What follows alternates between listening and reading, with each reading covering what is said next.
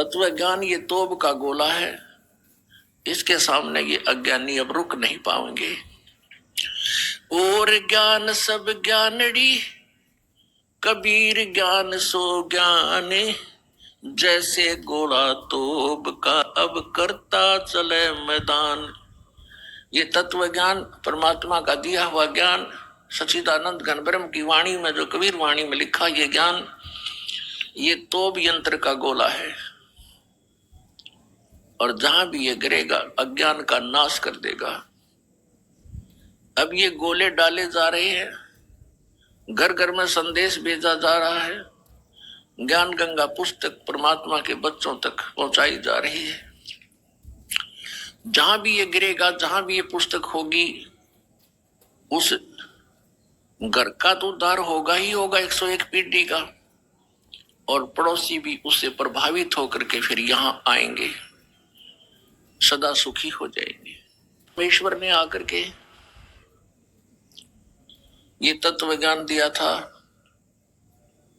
वही ज्ञान ये दास आपको केवल सुना रहा है, अपनी तरफ से अपने विचार कुछ नहीं दे रहा।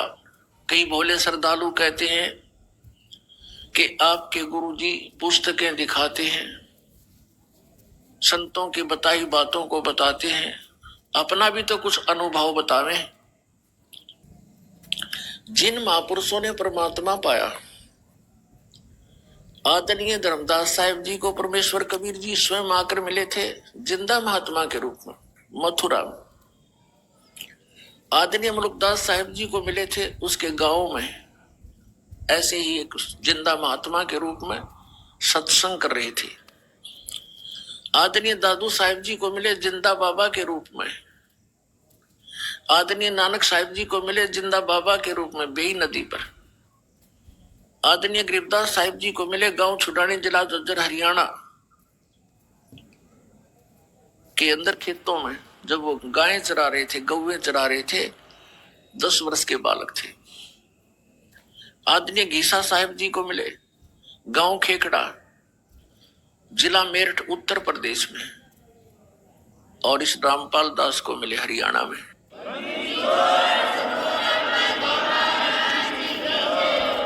उस परमेश्वर ने जो भी अपने पाने की विधि, सतलोक जाने का जो मेथड उनको बताया, उन्होंने वही अपनाया, और वही वेदों में वर्णित है। लेकिन वेदों में कोड वर्ड है, सांकेतिक शब्द हैं, वो क्लियर नहीं है। उसके लिए यजुर्वेद अध्याय नंबर 40 के श्लोक नंबर 10 से लेकर 13 में, श्रीमद् भगवत गीता अध्याय नंबर 4 के श्लोक नंबर 32 और 34 में ये स्पष्ट किया हुआ है कि जो सच्चिदानंद घन ब्रह्म की वाणी में इन यज्ञों की जानकारी, यज्ञ माने धार्मिक अनुष्ठानों की जानकारी विस्तार पूर्वक कही गई है, वो तत्व ज्ञान है। सच्चिदानंद ब्रह्म ने मुखे सच्चिदानंद घन ब्रह्म की वाणी में, यानी परमेश्वर ने स्वयं आकर के जो ज्ञान बताया है, उनके मुख कमल से बोली गई वो वाणी, कबीर वाणी में जो ज्ञान लिखा वो तत्व ज्ञान है। और वो परमात्मा चारों युगों में आते हैं, चारों युगों में ऐसी वाणी बोलते हैं, वो सूक्ष्म वेद होता है, वो तत्व ज्ञान होता है, वो कबीर वाणी होती है। चौथे अध्याय के 34वें श्लोक में कहा कि उस तत्व ज्ञान को, और यजुर्वेद अध्याय नंबर 40 के श्लोक नंबर 10 से 13 तक यही प्रमाण दिया है कि उस तत्व ज्ञान को तू तत्वदर्शी संतों के पास जाकर समझ, उनको दंडवत प्रणाम करने से, कपट छोड़कर प्रसन्न करने से वह तत्वदर्शी संत तुझे परमात्मा के बारे में जानकारी देंगे। इससे सिद्ध हो गया कि वेद ज्ञान दाता और गीता ज्ञान दाता यू एक ही है, ये ब्रह्म है, ये काल है। और श्री कृष्ण जी में प्रवेश करके इसने गीता जी बोल दी, चारों वेदों का सारांश, कुछ अपना भी इसने अटकल अड़ाई है। और वेद ज्ञान प्योर है, कोरा है, सही है, क्योंकि ये पूर्ण परमात्मा कबीर देव द्वारा इसके अंतःकरण में कंप्यूटर में फीड कर दिया था, इसके कंप्यूटर में। और फिर इसने बाहर डाउनलोड कर लिया। वो बाहर निकला, जैसे माता को गर्भ होता है, फिर समय आने पर अपने आप वो बाहर आ जाता है। इसी प्रकार परमात्मा ने इसी उद्देश्य से इसके अंतःकरण में, काल के ब्रह्म के अंतःकरण में ये 500 वेद भर दिए थे। उसका समय निर्धारित कर दिया था। उस समय ये अपने आप इसके श्वासों के द्वारा बाहर आ गए। अपने आत्मा, अगर आज से 50 वर्ष पहले ये बात दास कहता कि श्वासों के माध्यम से बाहर आ गए ये इतने वेद, तो शायद नहीं जचती किसी का झूठ बोला है। अब आप देख रहे हो इंटरनेट कैसा लगा, ये तो मैन मेड है और ये गॉड मेड शरीर। इसमें तो ऐसे इंस्ट्रूमेंट है विज्ञान 100 जन्म भी नहीं ढूंढ सकती।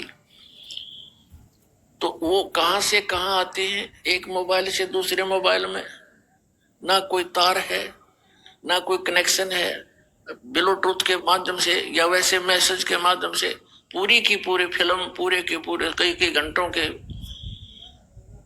प्रवचन एक दूसरे में चले जाते हैं। तो अब इसको समझना बहुत आसान हो गया। तो श्वासों के माध्यम से बाहर आए, बाहर आते ही एक